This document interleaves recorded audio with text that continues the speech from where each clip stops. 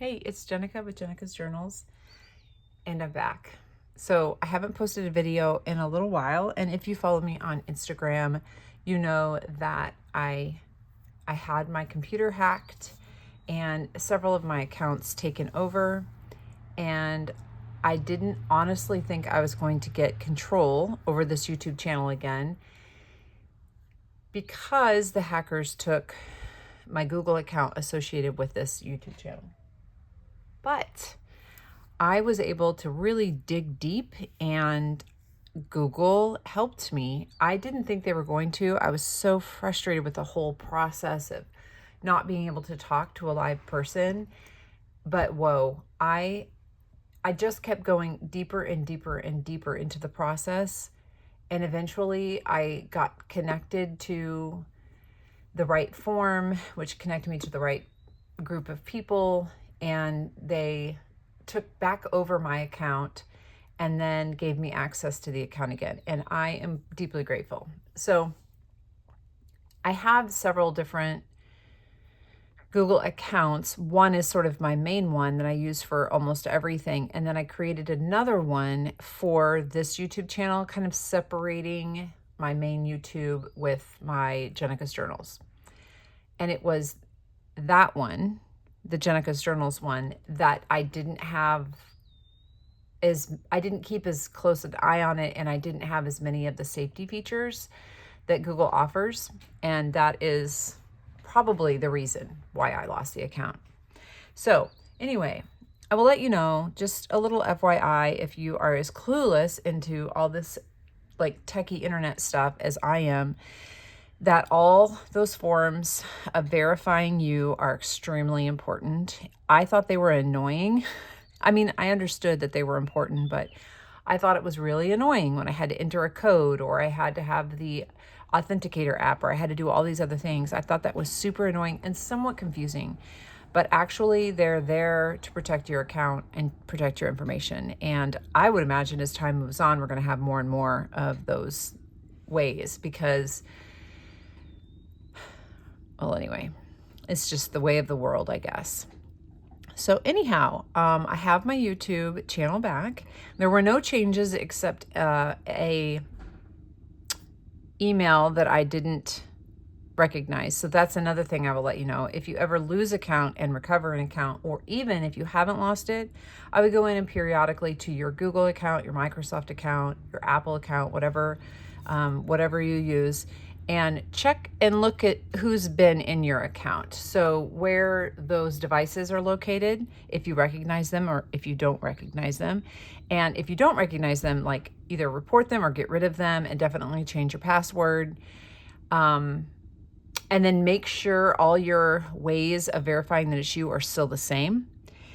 I noticed an email that didn't belong to me. So of course I deleted the email, but you know, if I hadn't seen that, then they would have access, I think, seeing more than I want them to see, or at least they would see the activity that when Google was emailing me, they would be emailing that other email as well. So anyway, my Google account is now mine. My Microsoft account is not mine, which is, Microsoft has been a whole nother thing. I think the only real reason I got that, the only like legit reason I got that Google account back is because I am a very small YouTube channel that has just begun monetizing. So I actually have a Google AdSense account. And I think that is the difference. Like that is what elevated my ticket, I guess, to the next level. So anyway, enough about that. I'm going to just be chit-chatting about my life and about my life update. And so this may not be a very interesting video for some. However, I do have a pretty busy and active life that has an extra amount of, I would say, chaos added to it. And I have gone from feeling very, very fragile to feeling very, very strong throughout the whole process. So I'm just going to dive into my journal. It's the beginning of the month, so June 1st, 2025. And I need to set up my beginning page for June. So I've talked about this in other videos where at the beginning of the month, I will dedicate a spread to that new month. I'll show you here. May. So here was May. It's a cat collage club graphics that I printed and cut out with my Cricut and added them to this page. And it was the first time that I've ever used this art in this way. And so they came out quite large. So instead of redoing it all, I just thought I'll just leave it there and I will try again in June. And here we are. So my May pages, I filled up May on page 54 through 55.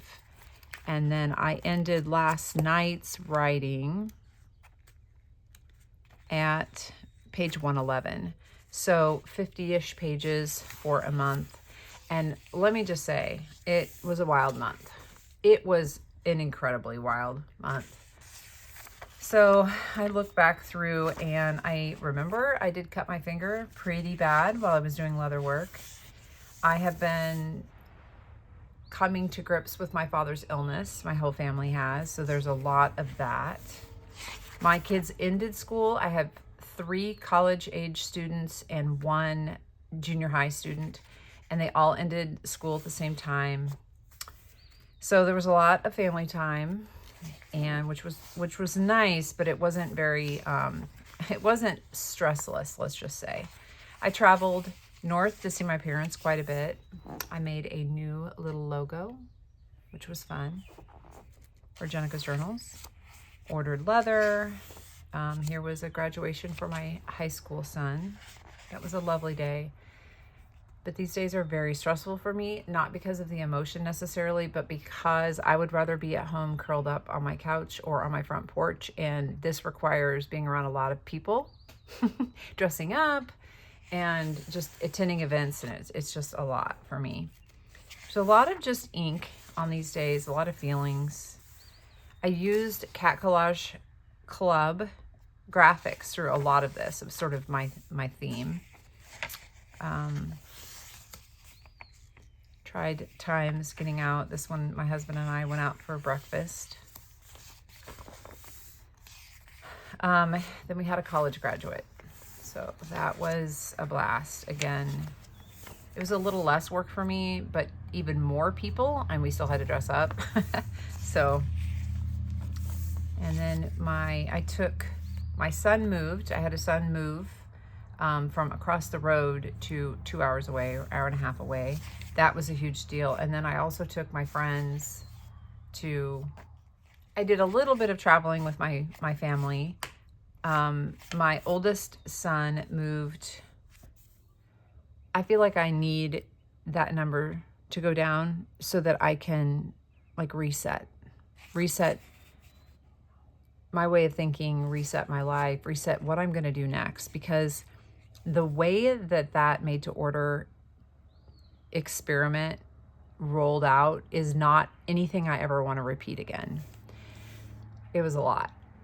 I was overwhelmed by orders, and I'm grateful for each and every one, but it was a sprint, and I can't sprint all the time. So, but then I also feel bad because I have people messaging me, asking me when I'm going to open it up, and I hate being a company that is not one that you can rely on for times or, you know, plans or whatever. But I think most people understand that I'm just a one-person creator, and I'm just going to create what I can create.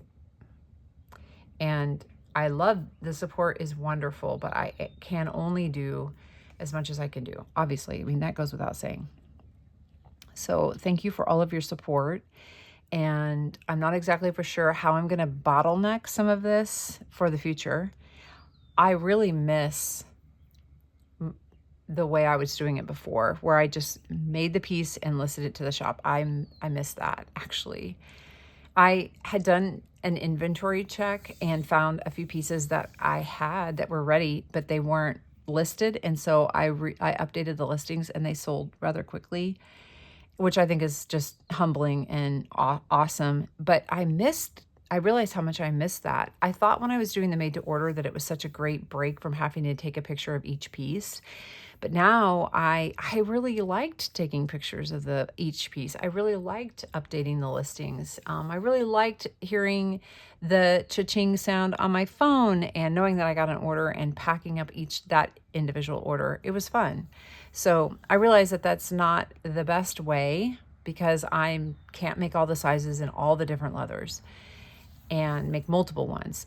So anyway, one of the learning curves through this was that I did learn some more of the popular sizes. Definitely A5 and A5 extra wides are by far my most popular. I sold way more moleskin expanded covers than I imagined that I would.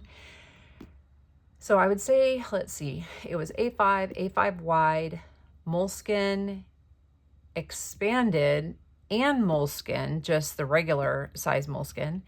Several A6s, a few pockets, 1 or 2 passports, and this isn't a very large number. This is probably out of 100 orders. This is the ranking.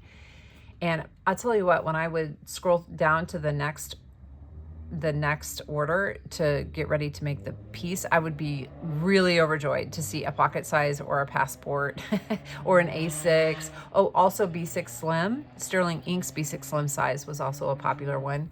And when I would see those littler ones, it was thrilling because I can do those in no time.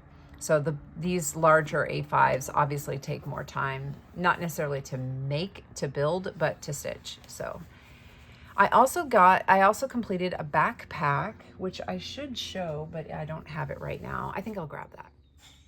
Okay, this is a chatty video, and yeah, it's a chatty video. So if you're still with me, I'm grateful and thankful, and apologize if I've just been blabbing, but I just feel like I just need to get all of this excitement and all this bottled up time, I guess, out into the world. These people, you all seem like you care, and it's such a cool community. So anyway, I put this together. So on Instagram I shared, it's a little hard to capture this whole thing in frame, but Tandy Leather sold this kit, and this is called the Brooklyn Backpack, and I probably will do a whole separate video about the Brooklyn Backpack because I know there are leather crafters out there who would like details about this. But it was a kit, so all the pieces came, and then I put it all together. So I did complete this. I bought this for myself at Christmas time, and so it's taken that long to actually get to this. My mom did help me sew some of it together, and it motivated me to keep going. So I feel like I needed the variety from doing book covers. That added some variety and was a nice little reprieve of the monotony of it, I guess.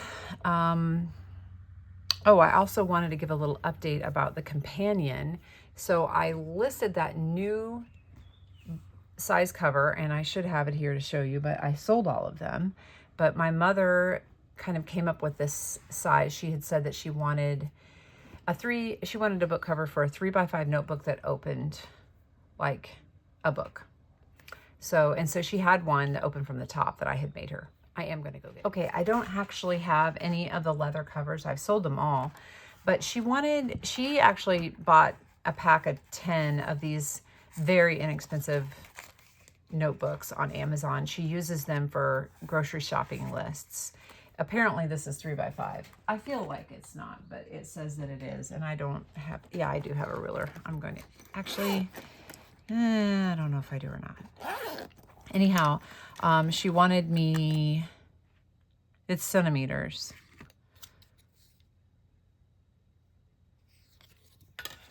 Okay. Anyway, she said she wanted a 3x5, and this is not exactly 3x5. So, but anyway, nevertheless, she wanted a leather cover to cover this small notebook. So she keeps lists in it, and she carries it with her to the grocery store, and she uses it all the time. So it sits by her bedside, or it sits by her chair on her little table, and she takes it with her shopping, and so she uses it a lot. So I made it with a snap and it was a fun thing. So I will probably do a video actually in the future. I meant to do that before I even listed it, but I was unable to do it because of the hijacked YouTube account. But I went ahead and purchased these Life Noble Note notebooks, which, you know, we can see here that they are not the exact same size, but the fact that it's thinner kind of makes up in width because the spine is thicker on this one, as well as the spiral is bigger.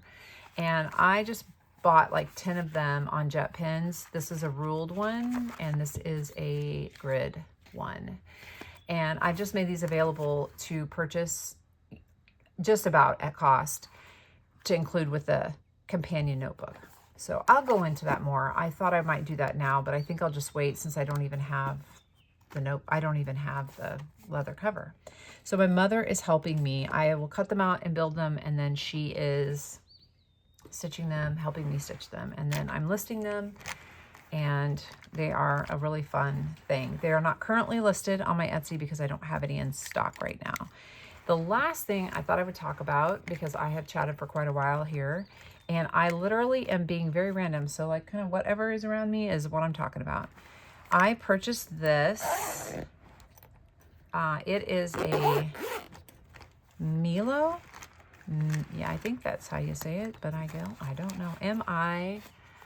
Miloo. Milu.